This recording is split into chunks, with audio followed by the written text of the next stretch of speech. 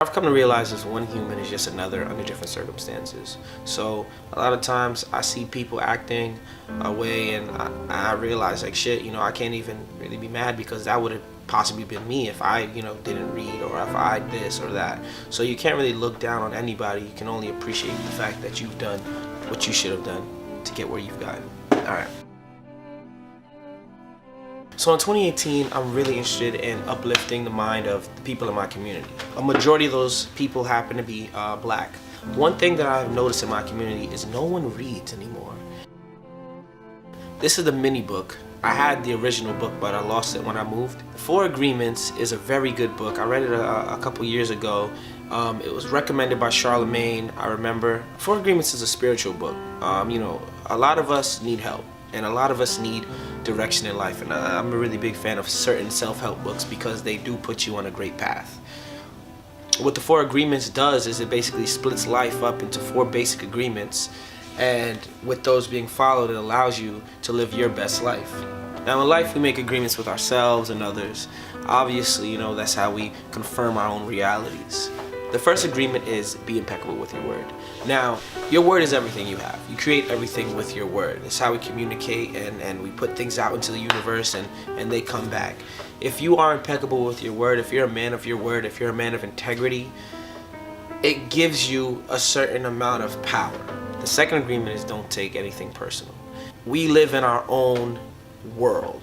I am the director, the producer, and the main actor in my world. Everybody else are just secondary characters in a sense. And if somebody else says something about you, whether it be criticism, just their general feelings towards you or just how they look at you or anything, and once you take that personally, you're giving them a power to alter your world. Because at the end of the day, you shouldn't let somebody's opinion affect how you go about your day. What you're not realizing is you're just a secondary character in somebody else's life, and the way they see you might just be a reflection of their own circumstances and how they feel about themselves. And it took me a long time in reading this book to finally realize that all those things that people said about me had nothing to do with me. It was just about how they felt about their own lives. And stop accepting other people's opinions as truths. I used to accept other people's opinions as truths, and then I come to realize that those same people lie to themselves every day.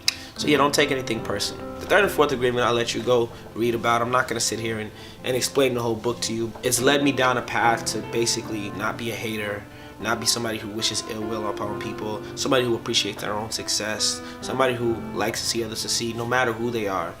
I get a lot of comments about NWP and how a lot of people who are doing party groups right now spread out or left from NWP to go do their own thing.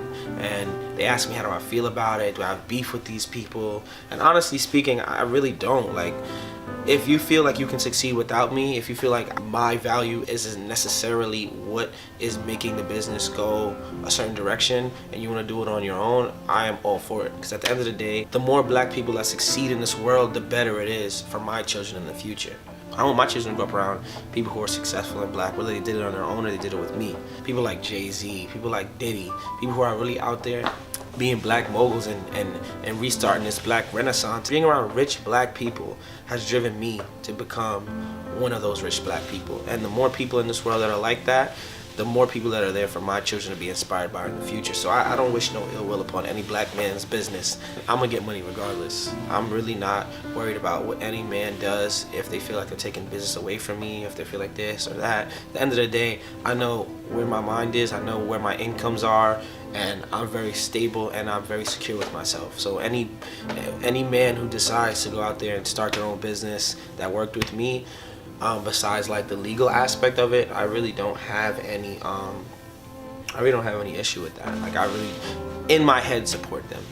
In my head, I want them to do well. Physically, I may not support it because I'm too busy supporting my people who believe in me, of course. But mentally, of course, I want them to succeed.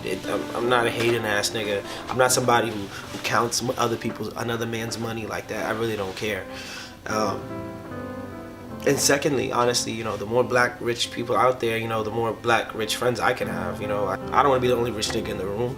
I want to have rich black friends. I want to have people who've overcome adversity and grew into a conscious black person who succeeded. And it's funny though. It's funny, the higher you go, you realize consciousness is almost directly relatable to success. Everybody that I've met that has been more successful than me has had a heightened sense of consciousness. Somebody who they really know themselves, they don't let certain things affect them in life. And I'm really starting to realize that an intellect and consciousness and security is what really builds somebody's success. Mentally, you have to have it mentally, because if you're hating or if you're not in the right mind, you're never going to be ready for success.